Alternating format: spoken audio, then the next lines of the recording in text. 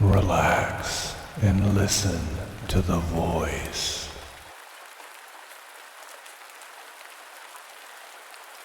This installment presents you the final 5 chapters of Charlie and the Chocolate Factory. Please like this video, please subscribe to the channel, and please share this with your friends. Well, alright, here we go. Chapter 25, The Great Glass Lift. Well, I've never seen anything like it, cried Mr. Wonka. The children are all disappearing like rabbits, but you mustn't worry about it. They'll all come out in the wash. Mr. Wonka looked at the little group that stood beside him in the corridor. There were only 2 children left now, Mike TV and Charlie Bucket, and there were 3 grown-ups, Mr. and Mrs. TV and Grandpa Joe. Shall we move on? Mr. Wonka asked. Oh, yes, cried Charlie and Grandpa Joe, both together. My feet are getting tired, said Mike TV. I want to watch television. If you're tired, then we'd better take the lift, said Mr. Wonka. It's over here. Come on, in we go. He skipped across the passage to a pair of double doors. The doors slid open. The 2 children and the grown-ups went in. Now then, cried Mr. Wonka. Which button shall we press first? Take your pick. Charlie Bucket stared around him in astonishment. This was the craziest lift he had ever seen. There were buttons everywhere. The walls and even the ceiling were covered all over with rows and rows and rows of small, black push buttons. There must have been 1,000 of them on each wall, and another 1,000 on the ceiling. And now, Charlie noticed that every single button had a tiny printed label beside it, telling you which room you would be taken to if you pressed it. This isn't just an ordinary up-and-down lift, announced Mr. Wonka proudly. This lift can go sideways and long ways and slant ways and any other way you can think of. It can visit any single room in the whole factory, no matter where it is. You simply press the button and zing, you're off. Fantastic, murmured Grandpa Joe.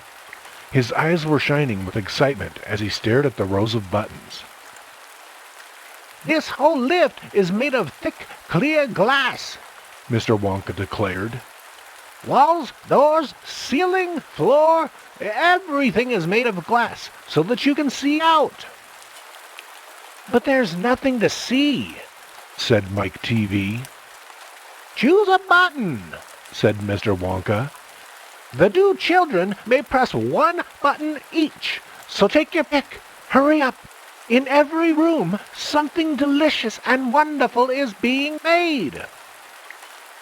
Quickly, Charlie started reading some of the labels alongside the buttons. The Rock Candy Mine, 10,000 feet deep, it said on one. Coconut Ice Skating Rinks, it said on another. Then, Strawberry Juice Water Pistols. Toffee Apple Trees for planting out in your garden, all sizes. Exploding Sweets for your enemies. Luminous Lollies for eating in bed at night. Mint Jujubes for the boy next door. They'll give him green teeth for a month. Cavity-filling caramels. No more dentists. Stick Jaw for talkative parents. Wriggle Sweets that wriggle delightfully in your tummy after swallowing. Invisible chocolate bars for eating in class. Sugar-coated pencils for sucking. Fizzy lemonade swimming pools. Magic hand fudge. When you hold it in your hand, you taste it in your mouth. Rainbow drops. Suck them and you can spit in 6 different colors. Come on, come on! cried Mr. Wonka. We can't wait all day. Isn't there a television room in all this lot? Asked Mike TV. Certainly there's a television room, Mr. Wonka said. That button over there. He pointed with his finger. Everybody looked. Television chocolate, it said on the tiny label beside the button. Whoopee! Shouted Mike TV. That's for me. He stuck out his thumb and pressed the button. Instantly, there was a tremendous whizzing noise. The doors clanged shut, and the lift leapt away as though it had been stung by a wasp. But it leapt sideways, and all the passengers, except Mr. Wonka, who was holding onto a strap from the ceiling, were flung off of their feet and onto the floor. Get up! Get up! Cried Mr. Wonka, roaring with laughter. But just as they were staggering to their feet, the lift changed direction and swerved violently round a corner, and over they went once more. Help! Shouted Mrs. TV. Take my hand, madame, said Mr. Wonka gallantly. There you are. Now grab this strap. Everybody grab a strap. The journey's not over yet. Old Grandpa Joe staggered to his feet and caught hold of a strap. Little Charlie, who couldn't possibly reach as high as that, put his arms around Grandpa Joe's legs and hung on tight. The lift rushed on at the speed of a rocket. Now it was beginning to climb. It was shooting up and up and up on a steep, slanty course, as if it were climbing a very steep hill. Then, suddenly, as though it had come to the top of the hill and gone over a precipice, it dropped like a stone, and Charlie felt his tummy coming right up into his throat. And Grandpa Joe shouted, "Yippee! Here we go!" And Mrs. TV cried out, "The rope has broken! We're all going to crash!" And Mr. Wonka said, Calm yourself, my dear lady, and patted her comfortingly on the arm. And then Grandpa Joe looked down at Charlie, who was clinging to his legs, and he said, "Are you all right, Charlie?" Charlie shouted, I love it! It's like being on a roller coaster! And through the glass walls of the lift, as it rushed along, they caught sudden glimpses of strange and wonderful things going on in some of the other rooms. An enormous spout with brown sticky stuff oozing out of it onto the floor. A great, craggy mountain made entirely of fudge, with Oompa Loompas all roped together for safety, hacking huge hunks of fudge out of its sides. A machine with white powder spraying out of it like a snowstorm. A lake of hot caramel with steam coming off of it. A village of Oompa Loompas with tiny houses and streets, and hundreds of Oompa Loompa children, no more than 4 inches high, playing in the streets.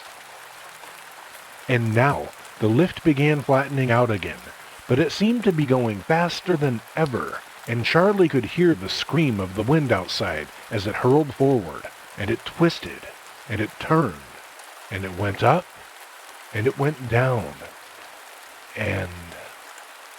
"I'm going to be sick!" yelled Mrs. TV, turning green in the face. Please don't be sick, said Mr. Wonka.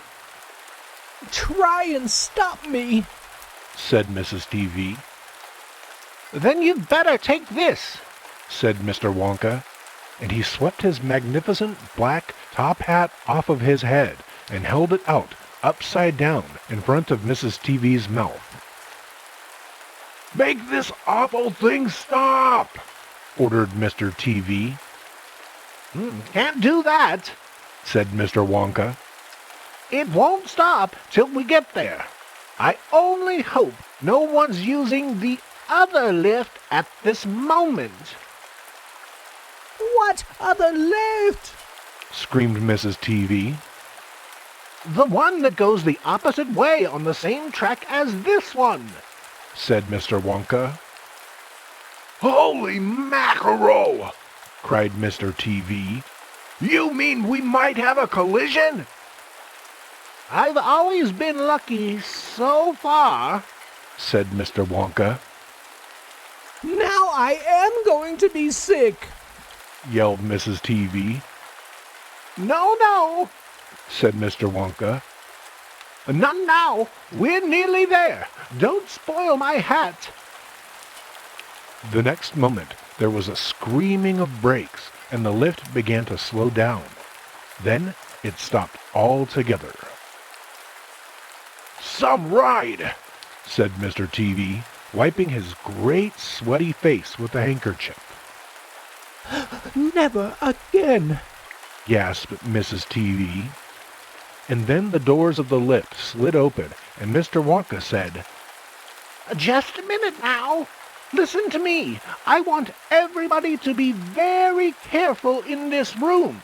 There is dangerous stuff around here, and you must not tamper with it.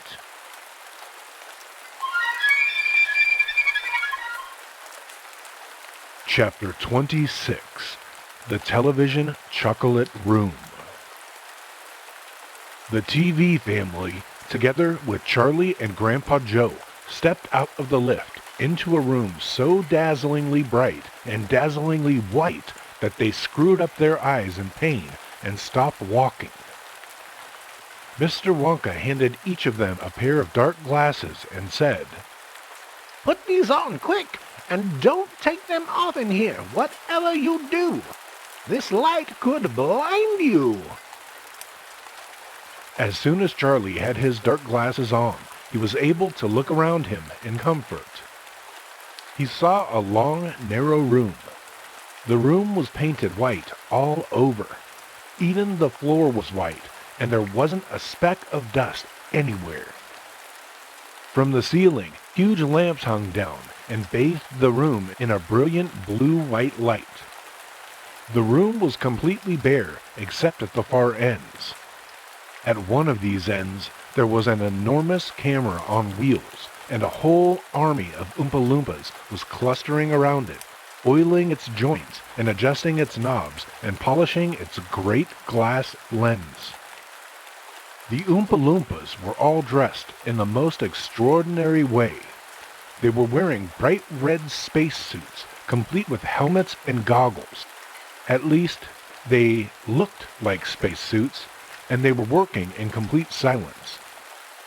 Watching them, Charlie experienced a queer sense of danger. There was something dangerous about this whole business, and the Oompa Loompas knew it. There was no chattering or singing among them here, and they moved about over the huge black camera slowly and carefully in their scarlet spacesuits. At the other end of the room, about 50 paces away from the camera, a single Oompa Loompa, also wearing a spacesuit, was sitting at a black table, gazing at the screen of a very large television set. Here we go, cried Mr. Wonka, hopping up and down with excitement. This is the testing room for my very latest and greatest invention, television chocolate. But what is television chocolate? Asked Mike TV. Good heavens, child! Stop interrupting me! Said Mr. Wonka. It works by television. I don't like television myself. I suppose it's all right in small doses, but children never seem to be able to take it in small doses. They want to sit there all day long, staring and staring at the screen. That's me, said Mike TV. Shut up, said Mr. TV. Thank you, said Mr. Wonka. I shall now tell you how this amazing television set of mine works. But first of all, do you know how ordinary television works? It's very simple. At one end, where the picture is being taken, you have a large cinecamera, and you start photographing something. The photographs are then split up into millions of tiny little pieces, which are so small that you can't see them. and these little pieces are shot out into the sky by electricity. In the sky, they go whizzing around all over the place until suddenly they hit the antenna on the roof of somebody's house. They then go flashing down the wire that leads right into the back of the television set. And in there, they get jiggled and joggled around until at last every single one of those millions of tiny pieces is fitted back into its right place, just like a jigsaw puzzle. And presto! The photograph appears on the screen. That isn't exactly how it works, Mike TV said.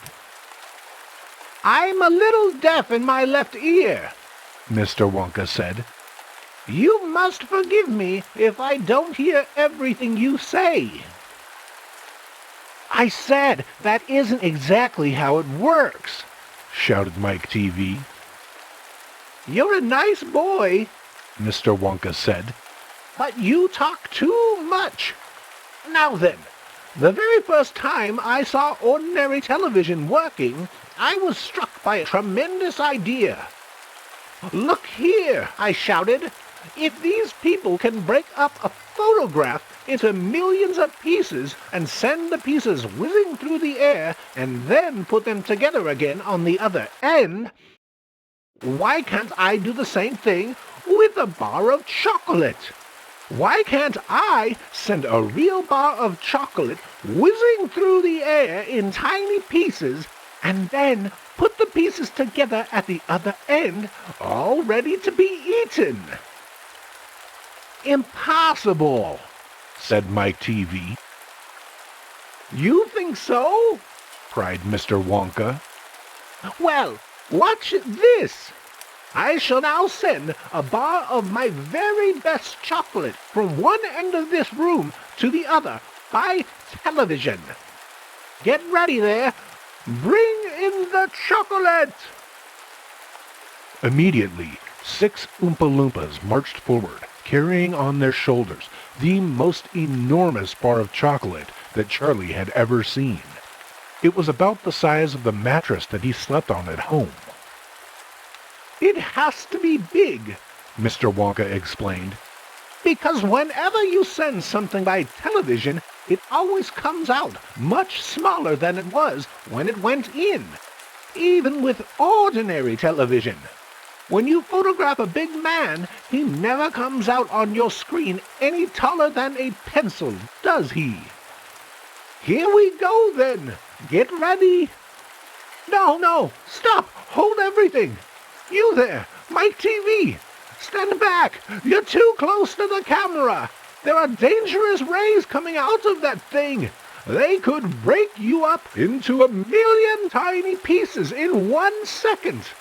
That's why the Oompa Loompas are wearing spacesuits. The suits protect them. All right, that's better. Now then, switch on.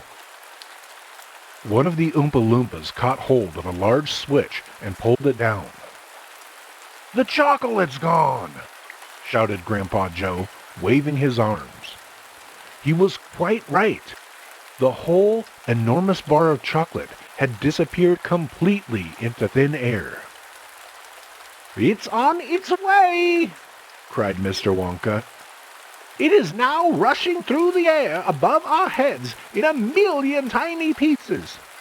Quick, come over here. He dashed over to the other end of the room, where the large television set was standing, and the others followed him. Watch the screen, he cried. Here it comes, look! The screen flickered and lit up. Then suddenly, a small bar of chocolate appeared in the middle of the screen. Take it, shouted Mr. Wonka, growing more and more excited. How can you just take it? asked Mike TV, laughing.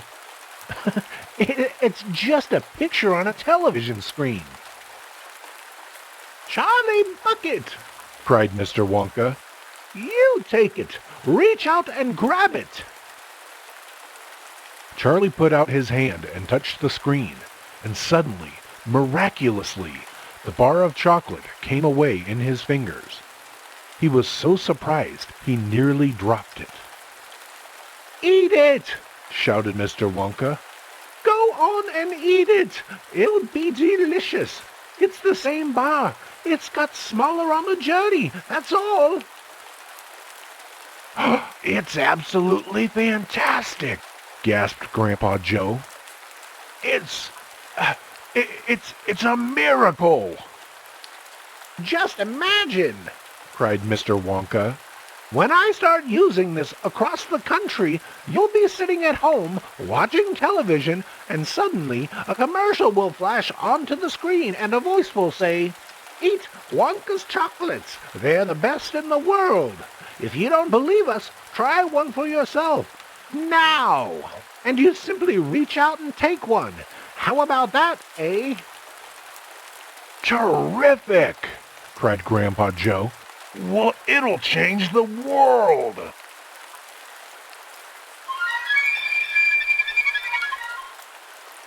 Chapter 27. Mike TV is sent by television.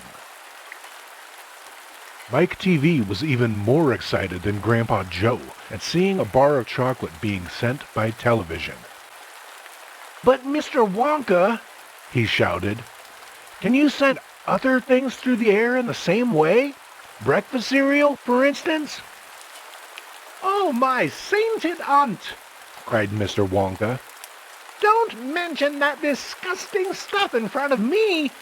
Do you know what breakfast cereal is made of? It's made of all those little curly wooden shavings you find in pencil sharpeners."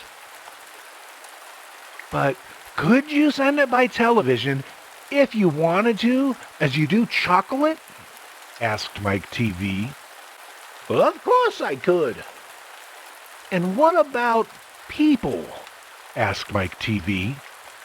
"Could you send a real live person from one place to another in the same way?" "A person?" cried Mr. Wonka. "Are you off your rocker?" "But could it be done?" "Good heavens, child, I really don't know. I suppose it could. Yes, I'm pretty sure it could. Of course it could. I wouldn't like to risk it, though. It might have some very nasty results." But Mike TV was already off and running.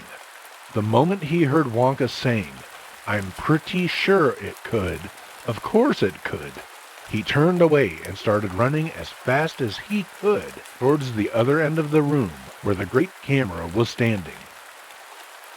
"Look at me!" he shouted as he ran. "I'm going to be the first person in the world to be sent by television."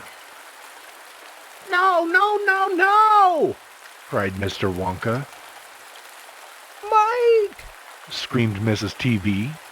Stop! Come back! You'll be turned into a million tiny pieces! But there was no stopping Mike TV now. The crazy boy rushed on, and when he reached the enormous camera, he jumped straight for the switch, scattering Oompa Loompas right and left as he went. "See you later, alligator!" he shouted, and he pulled down the switch, and as he did so, he leapt out into the full glare of the mighty lens. There was a blinding flash. Then there was silence. Then Mrs. TV ran forward, but she stopped dead in the middle of the room, and she stood there. She stood staring at the place where her son had been, and her great red mouth opened wide, and she screamed, "He's gone! He's gone!" "Great heavens! He has gone!" shouted Mr. TV. Mr. Wonka hurried forward and placed a hand gently on Mrs. TV's shoulder. "We shall have to hope for the best," he said. "We must pray that your little boy will come out unharmed at the other end." Mike! Screamed Mrs. TV, clasping her head in her hands. Where are you? "I'll tell you where he is," said Mr. TV. "He's whizzing around above our heads in a million tiny pieces." Don't talk about it! Wailed Mrs. TV. We must watch the television set, said Mr. Wonka. He may come through any moment. Mr. and Mrs. TV and Grandpa Joe and Little Charlie and Mr. Wonka all gathered round the television and stared tensely at the screen. The screen was quite blank. "He's taking a heck of a long time to come across," said Mr. TV, wiping his brow. Oh dear, said Mr. Wonka. I do hope that no part of him gets left behind. "What on earth do you mean?" asked Mr. TV sharply. I don't wish to alarm you, said Mr. Wonka. but it does sometimes happen that only about half of the little pieces find their way into the television set. It happened last week. I don't know why, but the result was that only half a bar of chocolate came through. Mrs. TV let out a scream of horror. Ah! You mean only half of Mike is coming back to us? She cried. "Well, let's hope it's the top half," said Mr. TV. Hold everything, said Mr. Wonka. Watch the screen. Something's happening.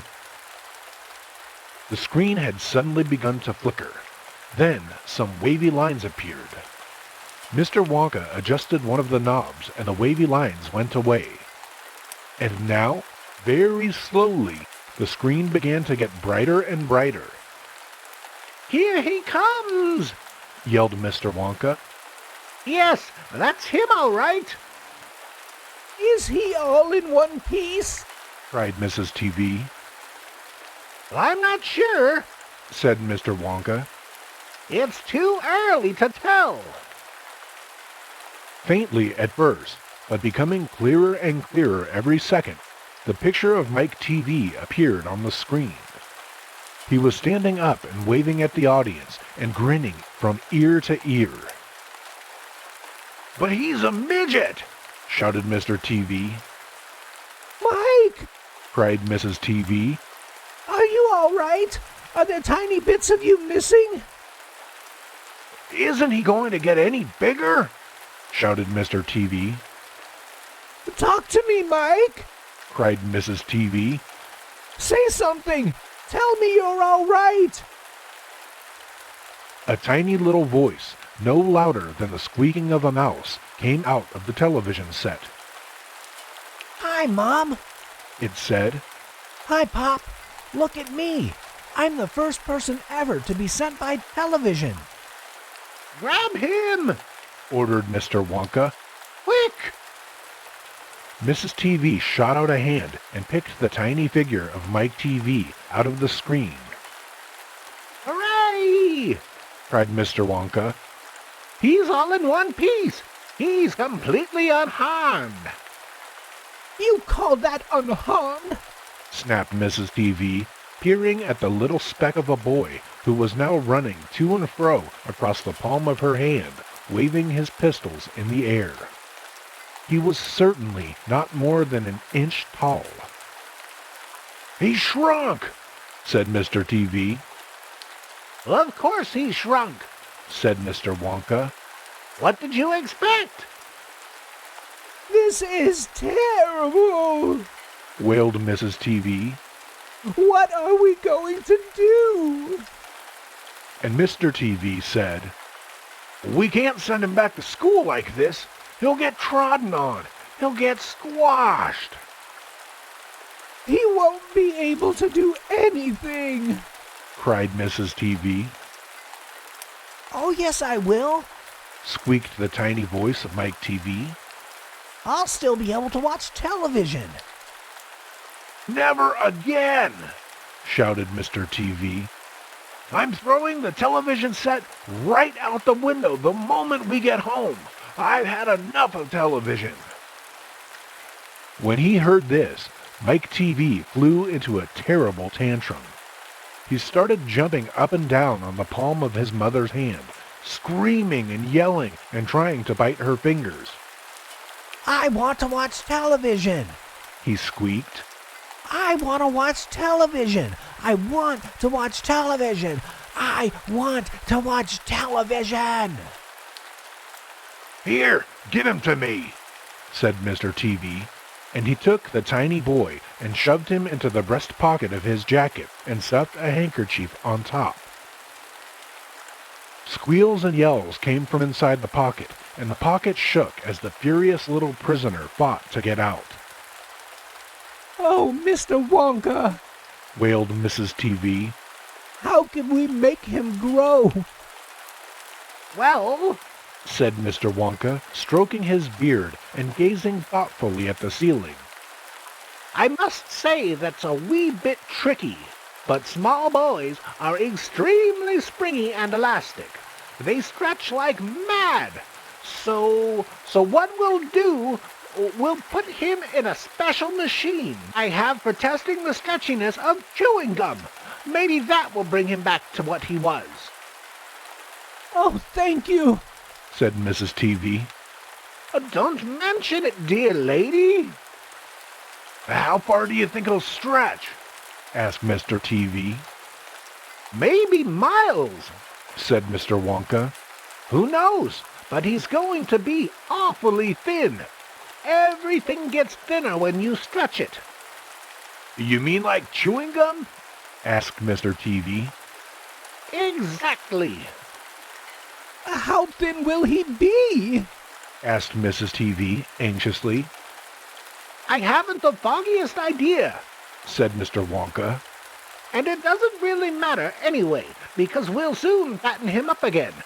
All we'll have to do is give him a triple overdose of my wonderful super vitamin chocolate.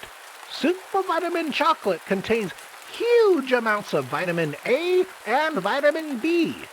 It also contains vitamin C, vitamin D, vitamin E, vitamin F, vitamin G, vitamin I, vitamin J, vitamin K, vitamin L, vitamin M, vitamin N, vitamin O, vitamin P, vitamin Q, vitamin R, vitamin T, vitamin U, vitamin V, vitamin W, vitamin X, vitamin Y, and, believe it or not, vitamin Z.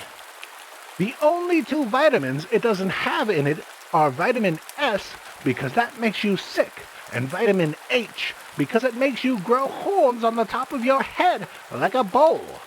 But it does have in it a very small amount of the rarest and most magical vitamins of them all. Vitamin Wonka. And what will that do to him? Asked Mr. TV anxiously. It'll make his toes grow out until they're as long as his fingers. Oh, no! Cried Mrs. TV. Don't be silly, Said Mr. Wonka. It is most useful. He'll be able to play piano with his feet. But Mr. Wonka... No arguments, please, Said Mr. Wonka. He turned away and clicked his fingers 3 times in the air. An Oompa Loompa appeared immediately and stood beside him. Follow these orders, Said Mr. Wonka, handing the Oompa Loompa a piece of paper on which he had written full instructions. and you'll find the boy in the father's pocket. Off you go. Goodbye, Mr. TV. Goodbye, Mrs. TV. And please, don't look so worried. They all come out in the wash, you know. Every one of them. At the end of the room, the Oompa Loompas around the giant camera were already beating their tiny drums and beginning to jog up and down to the rhythm. There they go again, said Mr. Wonka. I'm afraid you can't stop them singing. Little Charlie caught Grandpa Joe's hand, and the two of them stood beside Mr. Wonka in the middle of the long, bright room, listening to the Oompa Loompas. And this is what they sang. The most important thing we've learned, so far as children are concerned, is never, never, never let them near your television set. Or better still, just don't install the idiotic thing at all. In almost every house we've been, we've watched them gaping at the screen. They loll and slop and lounge about and stare until their eyes pop out.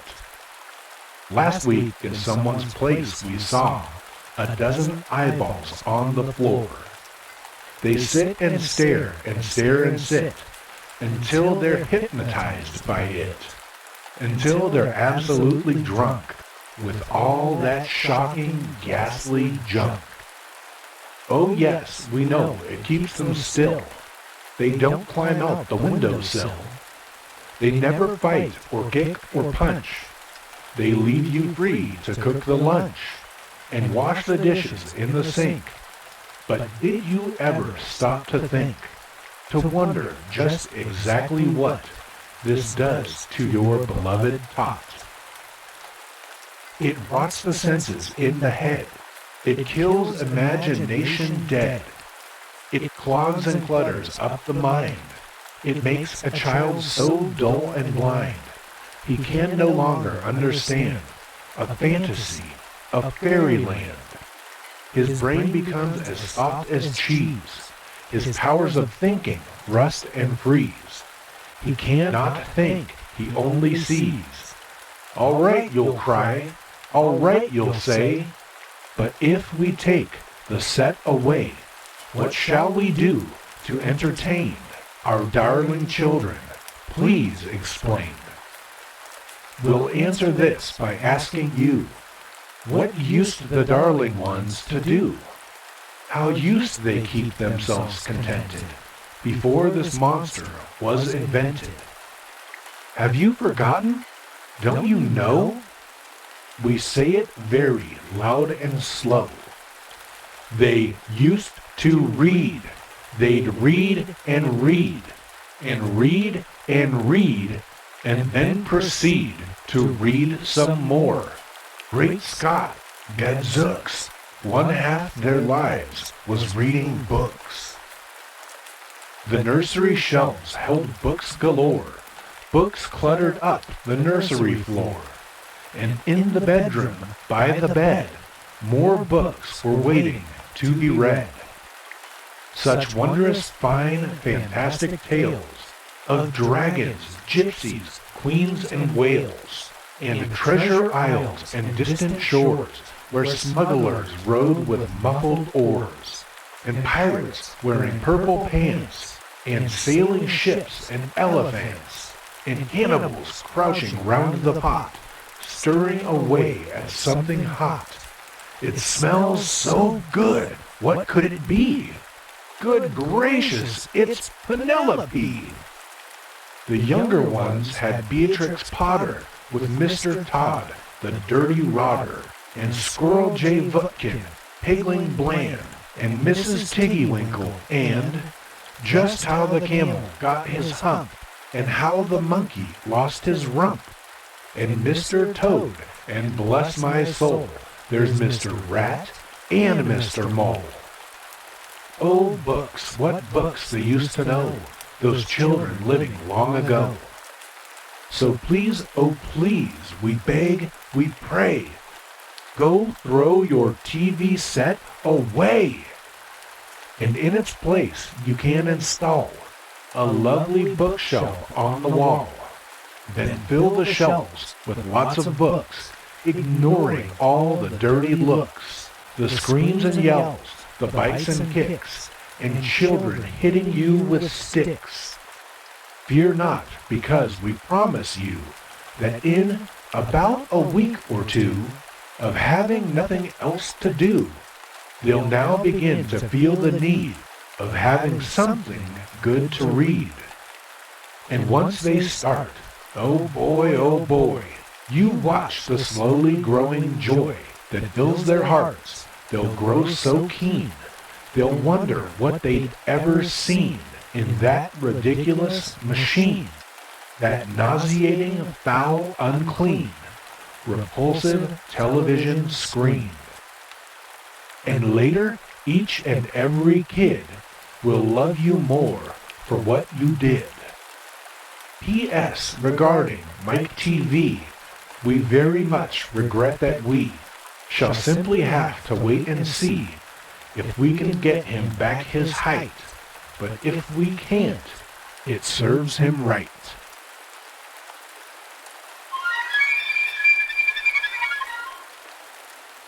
Chapter 28. Only Charlie Left. Which room shall it be next? Said Mr. Wonka as he turned away and darted into the lift. Come on, hurry up. We must get going.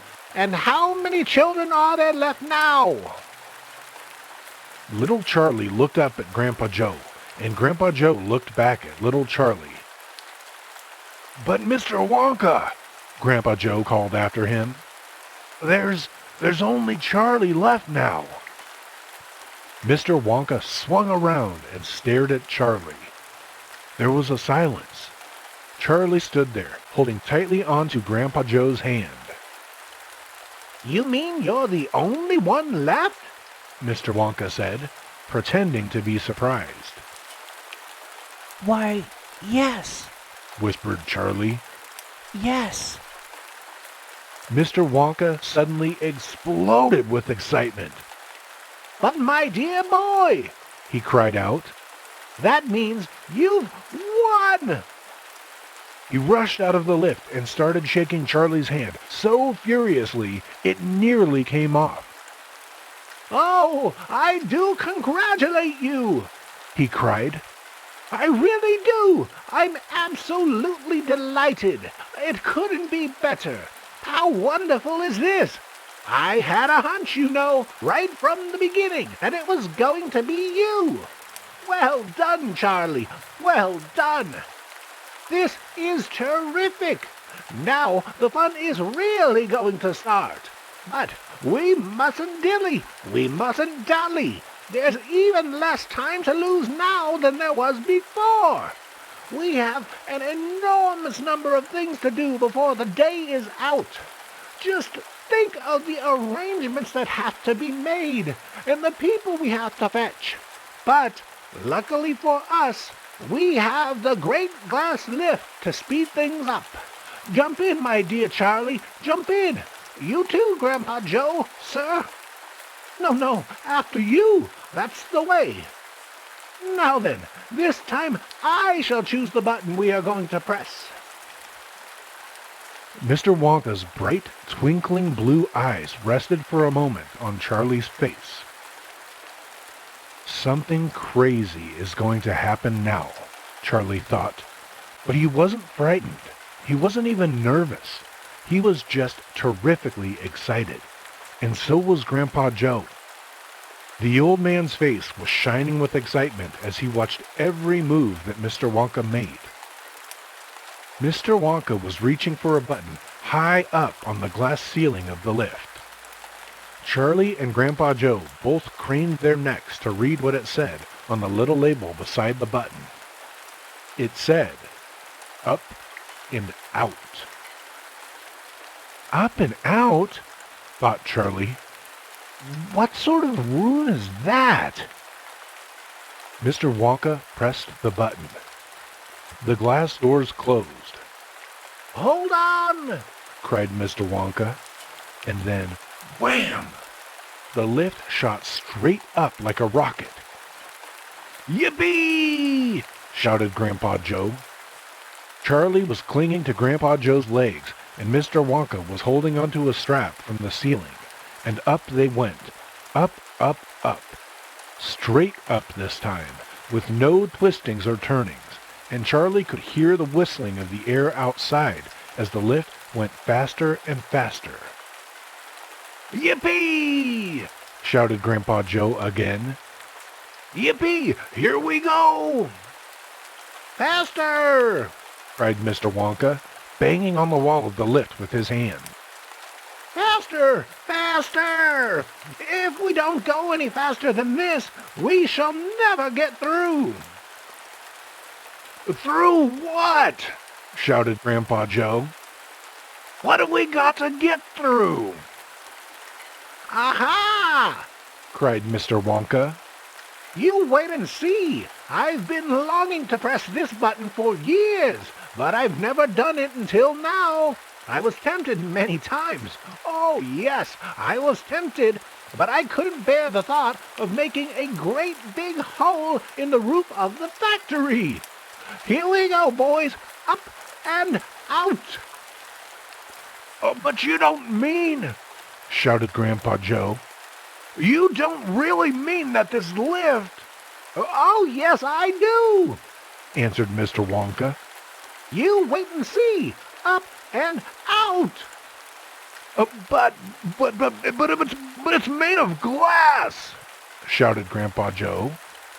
It'll break into 1,000,000 pieces. I suppose it might, said Mr. Wonka, cheerful as ever. But it's pretty thick glass all the same. The lift rushed on, going up and up and up, faster and faster and faster. Then suddenly, crash! And the most tremendous noise of splintering wood and broken tiles came from directly above their heads, and Grandpa Joe shouted, "Help! It's the end! We're done for!" And Mr. Wonka said, No, we're not. We're through. We are out. Sure enough, the lift had shot right up through the roof of the factory and was now rising into the sky like a rocket, and the sunshine was pouring in through the glass roof. In 5 seconds, they were 1,000 feet up in the sky. "The lift's gone mad!" shouted Grandpa Joe. Have no fear, my dear sir, Mr. Wonka said calmly, and he pressed another button. The lift stopped. It stopped and hung in mid-air, hovering like a helicopter, hovering over the factory and over the very town itself, which lay spread out below them like a picture postcard. Looking down through the glass floor on which he was standing, Charlie could see the small, faraway houses and the streets and the snow that lay thickly over everything. It was an eerie and frightening feeling to be standing on clear glass high up in the sky. It made you feel that you weren't standing on anything at all. "Are we all right?" cried Grandpa Joe. "How does this thing stay up?" Sugar power, said Mr. Wonka. 1,000,000 sugar power. Oh, look, he cried, pointing down. There go the other children. They're returning home.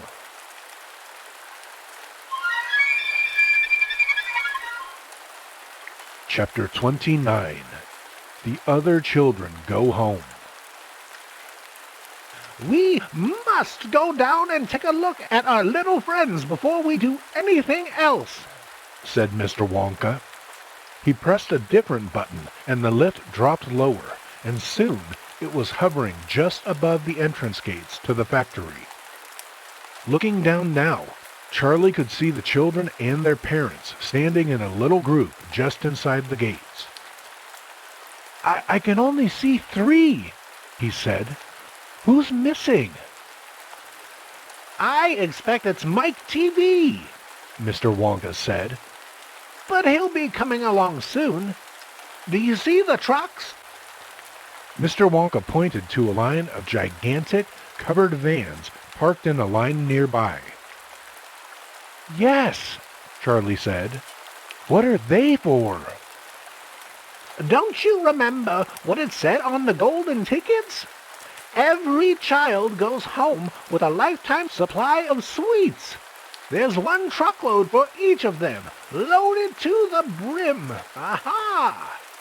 Mr. Wonka went on. There goes our friend Augustus Gloop. Do you see him? He's getting into the first truck with his mother and father. You mean he's really all right? Asked Charlie, astonished. Even after going up that awful pipe? He's very much all right, said Mr. Wonka. He's changed, said Grandpa Joe, peering down through the glass wall of the elevator. He used to be fat. Now he's thin as a straw.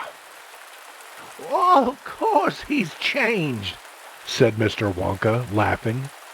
He got squeezed in the pipe. Don't you remember? And look, there goes Miss Violet Beauregard, the great gum chewer. It seems as though they managed to dejuice her after all. Ah, I'm so glad. And how healthy she looks. Much better than before. But she's purple in the face, cried Grandpa Joe. So she is, said Mr. Wonka. Ah, well, there's nothing we can do about that. Good gracious, cried Charlie. Look at poor Veruca Salt and Mr. Salt and Mrs. Salt. They're simply covered with rubbish. And here comes Mike TV, said Grandpa Joe. Oh, good heavens! What have they done to him? He's about 10 feet tall and as thin as a wire.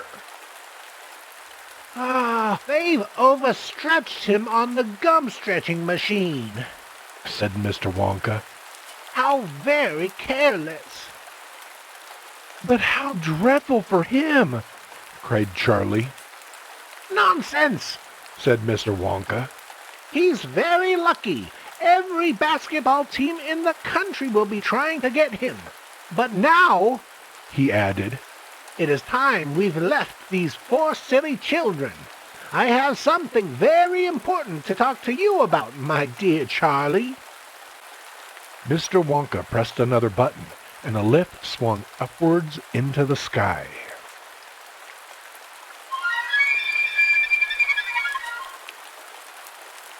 Chapter 30. Charlie's Chocolate Factory. The great glass lift was now hovering high over the town. Inside the lift stood Mr. Wonka, Grandpa Joe, and little Charlie. How I love my chocolate factory, said Mr. Wonka, gazing down. Then he paused, and he turned around and looked at Charlie with a most serious expression on his face.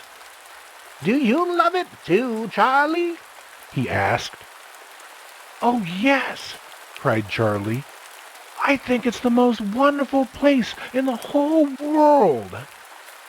I am very pleased to hear you say that, said Mr. Wonka, looking more serious than ever. He went on staring at Charlie. Yes, he said. I am very pleased indeed to hear you say that. And now I shall tell you why.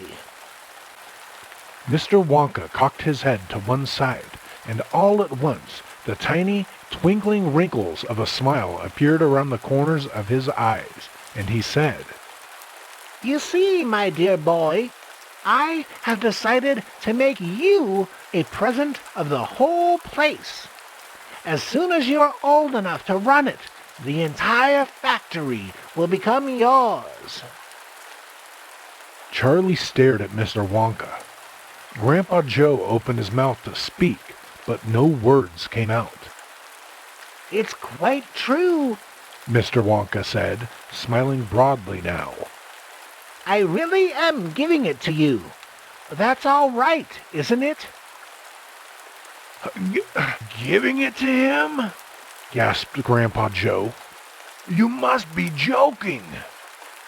I'm not joking, sir. I'm deadly serious.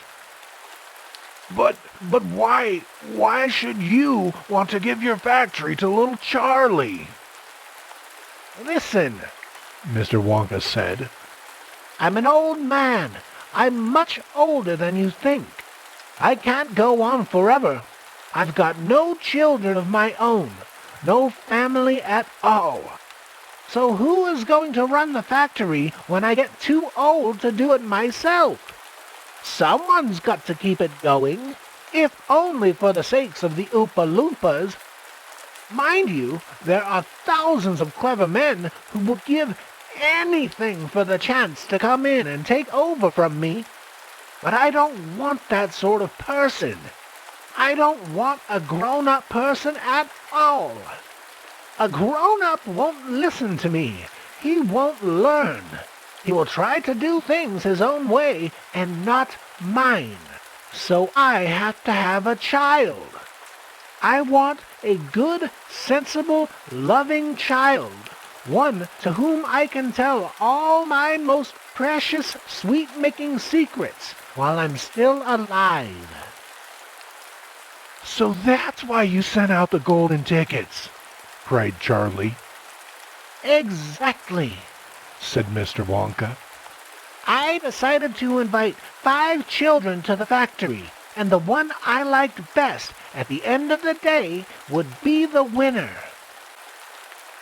But Mr. Wonka, stammered Grandpa Joe, do you really and truly mean that you're giving the whole of this enormous factory to little Charlie after all? There's no time for arguments, cried Mr. Wonka. We must go at once and fetch the rest of the family. Charlie's father and his mother and anyone else that's around. They can all live in the factory from now on. They can all help to run it until Charlie is old enough to do it by himself. Where do you live, Charlie? Charlie peered down through the glass floor at the snow-covered houses that lay below. It's over there, he said, pointing. It's that little cottage right on the edge of town, the tiny little one. Ah, I see it, cried Mr. Wonka, and he pressed some more buttons, and the lift shot down towards Charlie's house. I'm afraid that my mother won't come with us, Charlie said sadly. Why ever not? Because she won't leave Grandma Josephine and Grandma Georgina and Grandpa George. But they must come too. They can't, Charlie said. They're very old, and they haven't been out of bed for 20 years. Well, then we'll take the bed along as well, with them in it, said Mr. Wonka. There's plenty of room in this lift for a bed. You couldn't get that bed out of the house, said Grandpa Joe. It won't go through the door. You mustn't despair, cried Mr. Wonka. Nothing is impossible. You watch. The lift was now hovering over the roof of the Bucket's little house. What are you going to do? cried Charlie. I'm going right on in to fetch them, said Mr. Wonka. How? asked Grandpa Joe. Through the roof, said Mr. Wonka, pressing yet another button. No! shouted Charlie. Stop! shouted Grandpa Joe. Crash! went the lift right down through the roof of the house into the old people's bedroom. Showers of dust and broken tiles and bits of wood and cockroaches and spiders and bricks and cement went raining down on the 3 old ones who were lying in bed, and each of them thought that the end of the world was come. Grandma Georgina fainted. Grandma Josephine dropped her false teeth. Grandpa George put his head under the blanket, and Mr. and Mrs. Bucket came rushing in from the next room. Save us! cried Grandma Josephine. Calm yourself, my darling wife, said Grandpa Joe, stepping out of the lift. It's only us. Mother! cried Charlie, rushing into Mrs. Bucket's arms. Mother! Mother! Listen to what's happened! We're all going back to live in Mr. Wonka's factory, and we're going to help him run it, and he's given it all to me, What are you talking about? said Mrs. Bucket. Just look at our house, cried poor Mr. Bucket. It's in ruins. My dear sir, said Mr. Wonka, jumping forward and shaking Mr. Bucket warmly by the hand. I'm so very glad to meet you. You mustn't worry about your house. From now on, you're never going to need it again anyway. Who is this crazy man? Screamed Grandma Josephine. He could have killed us all. This, said Grandpa Joe, is Mr. Willy Wonka himself. It took quite a time for Grandpa Joe and Charlie to explain to everyone exactly what had happened to them all day. And even then, they all refused to ride back to the factory in the lift. I'd rather die in my bed, shouted Grandma Josephine. So would I, cried Grandma Georgina. I refuse to go, announced Grandpa George. So Mr. Wonka and Grandpa Joe and Charlie, taking no notice of their screams, simply pushed the bed into the lift. They pushed Mr. and Mrs. Bucket in after it. Then they got in themselves. Mr. Wonka pressed a button. The doors closed. Grandma Georgina screamed, and the lift rose up off the floor and shot through the hole in the roof out into the open sky. Charlie climbed onto the bed and tried to calm the three old people, who were still petrified with fear. Please don't be frightened, he said. It's quite safe, and we're going to the most wonderful place in the world. Charlie's right, said Grandpa Joe. Will there be anything there to eat when we get there? Asked Grandma Josephine. I'm starving. The whole family is starving. Anything to eat? Cried Charlie, laughing. Oh, you just wait and see.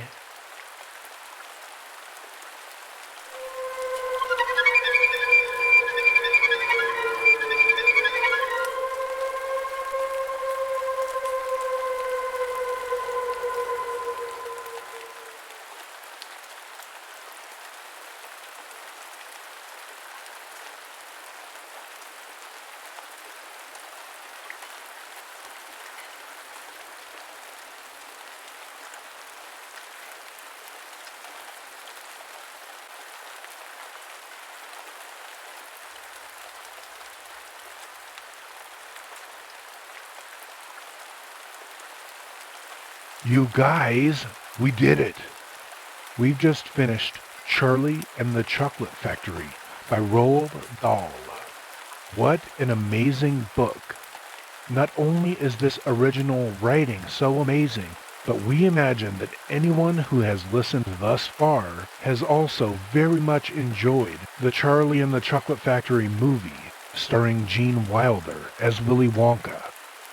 Of course, there have been newer movies, but it still seems that the version starring Gene Wilder has not only stood the test of time, but has become part of the cultural zeitgeist for such a large portion of the population. Well, congratulations to you if you have never read the book and have made it this far. Now you can see where all of the wondrous imagination contained in the movie came from. We thank you all once again for sharing your time with us. This story was an absolute treat for us to read. We're glad that we could present it to you. If you didn't absolutely love having to wait to catch up on the next volume of Charlie and the Chocolate Factory, stay tuned to the channel as we will put all of these chapters together in one long-running recording. All right, everyone. Thank you once again. Take care of yourselves out there, and please have sweet dreams.